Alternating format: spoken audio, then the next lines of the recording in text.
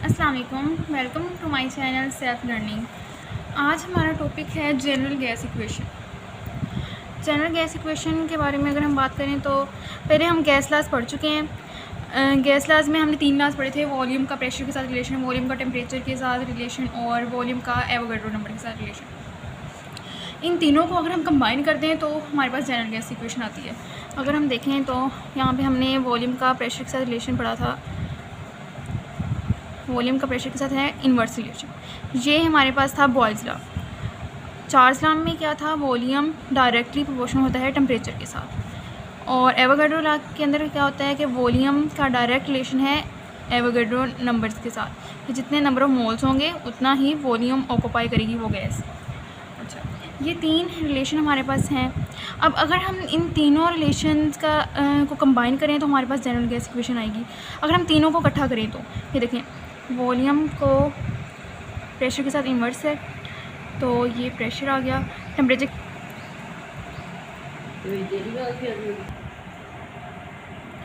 Volume directly proportional है temperature और number of moles के साथ, और इन्वर्सली रिलेटेड है प्रेशर के साथ। ये तीनों हमने रिलेशन को कंबाइन अगर करें, अब देखो ये जो हमारे पास प्रोपोर्शनैलिटी कांस्टेंट है, इसकी जगह पे हम अगर प्रोपोर्शनैलिटी कांस्टेंट इसको ख़त्म करें, प्रोपोर्शनैलिटी का जो साइन है इसको ख़त्म करें तो हमारे पास कांस्टेंट आएगा। इसको हम कांस्टेंट लिख लेते हैं, कांस्टेंट और टेम्परेचर और नंबर ऑफ मोल्स के साथ डायरेक्ट और प्रेशर के साथ इन्वर्स है। अब हमारे पास ये जो कांस्टेंट है, यहाँ पे जो कांस्टेंट इन्होंने सजेस्ट किया है वो है आर। इसे हम आर समझ लेते हैं, आर है NT/P। अब ये जो आर की वैल्यू है इसे हम क्या कहते हैं, आर होता है जनरल गैस कांस्टेंट, और जनरल गैस इसको जनरल गैस कांस्टेंट कहते हैं या मोलर गैस कांस्टेंट कहते हैं। और यहाँ पे जो ये हमारे पास इक्वेशन आ गई है, इससे हम कह सकते हैं कि ये हमारे पास जनरल गैस इक्वेशन है। इसकी एक फॉर्म तो ये वाली है, और इस तरह भी हम इसे लिख सकते हैं। अगर हम प्रेशर को यहाँ पे वॉल्यूम के साथ मल्टीप्लाई कर दें तो Vp = nRT। ये भी वही चीज़ है, हमने सिर्फ यहाँ पे इसको मल्टीप्लाई कर दिया है। ये भी एक दूसरी फॉर्म है जनरल गैस इक्वेशन की। और इसके अलावा अगर हम आगे देखें तो अब ये देखें, हमने तीनों चीज़ों को कंबाइन किया था, तीनों लॉज को, तो हमारे पास जनरल गैस इक्वेशन आई थी। अगर हम इन तीनों चीज़ों और इसी इक्वेशन के ज़रिए से ही हम तीनों लॉज को दोबारा से ड्राइव भी कर सकते हैं। अगर हम मतलब हमसे पूछा जाए, क्वेश्चन आ जाए पेपर में कि वॉल्यूम का टेम्परेचर के साथ रिलेशन क्या है, तो हम इसी इक्वेशन के ज़रिए से इसे फाइंड आउट कर सकते हैं। अब देखें, अगर वॉल्यूम का टेम्परेचर के साथ रिलेशन पूछा हो तो ये मतलब क्या है, हमारे पास चार्ल्स लॉ है ना। चार्ल्स लॉ में क्या होता है, प्रेशर, नंबर ऑफ मोल्स और कांस्टेंट होते हैं बिल्कुल, तो हम इसको कांस्टेंट रख लेते हैं। अब P को इधर ले जाएं आप, nRT/P। प्रेशर भी कांस्टेंट है चार्ल्स लॉ के अंदर, नंबर ऑफ मोल्स भी कांस्टेंट होते हैं। तो इस तरह हम बना सकते हैं चार्ल्स लॉ का equation.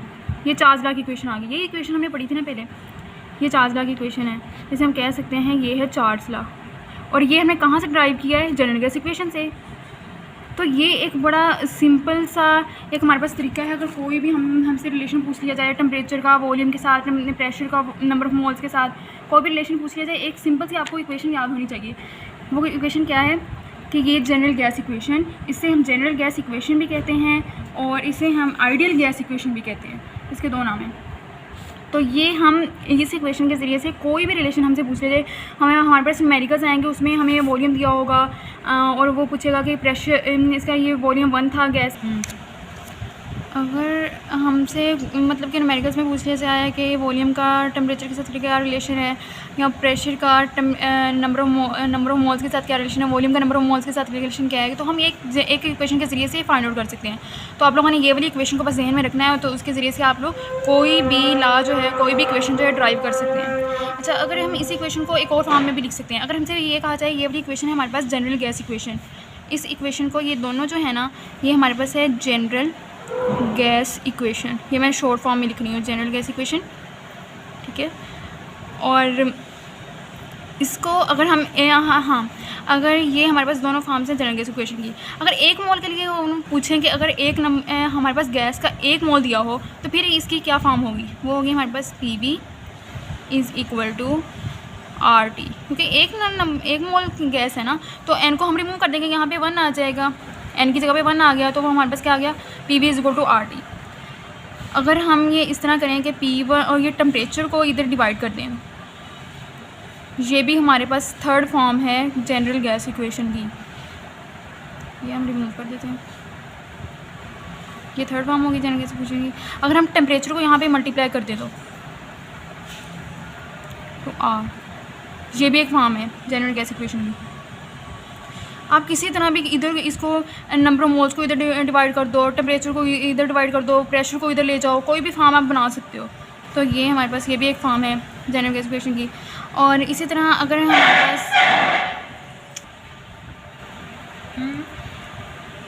P1 V1 over T1 is equal to, अगर हमारे पास दो गैसेस हों, एक हो गैस, एक हमारे पास गैस हो उसका प्रेशर 1 है, मतलब प्रेशर 1 है और वॉल्यूम 1 है और टेम्परेचर 1 है। एक दूसरी, फिर उसके बाद हम उसको मतलब उसके अंदर चेंजेस लाएं और उसका वॉल्यूम चेंज कर दें, तो उसका प्रेशर भी, जब वॉल्यूम चेंज होगा तो प्रेशर क्या होगा, वॉल्यूम का अगर हम ज़्यादा कर दें तो प्रेशर कम हो जाएगा और उसका टेम्परेचर में भी चेंजिंग्स आएंगी, टेम्परेचर भी ज़्यादा हो जाएगा। वॉल्यूम चेंज करने से वॉल्यूम ज़्यादा करेंगे तो टेम्परेचर भी ज़्यादा होगा, ठीक है।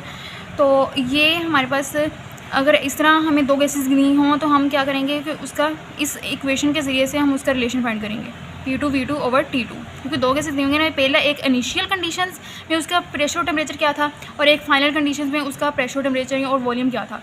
तो इस तरह ये वाला एक रिलेशन हमारे पास, ये भी जनरल गैस इक्वेशन का ही रिलेशन है। इसके ज़रिए से भी हम, अगर हमें अमेरिकस में कुछ भी पूछ लिया जाए कि आपका इनिशियल एक गैस थी, उसका इनिशियल प्रेशर ये था, इनिशियल वॉल्यूम ये था, तो उसका प्रेशर 2 ये था, मतलब जब उसका उसके वॉल्यूम में चेंजिंग्स आई, जब वॉल्यूम कम या ज़्यादा हुआ तो V2 क्या होगा। तो ये वाला रिलेशन हम यूज़ करके क्या करेंगे, उसका वॉल्यूम फाइंड कर लेंगे। ये भी हमारे पास जनरल गैस इक्वेशन की ही फॉर्म है, ठीक है। ये हमारा टॉपिक था जनरल गैस इक्वेशन का। बहुत ही सिंपल है, बहुत इजी है। ये एक इक्वेशन है, इसको आप सिंपली याद करें तो हम कोई भी गैस लॉ को ड्राइव कर सकते हैं सिंपली। ओके, अल्लाह हाफ़िज़।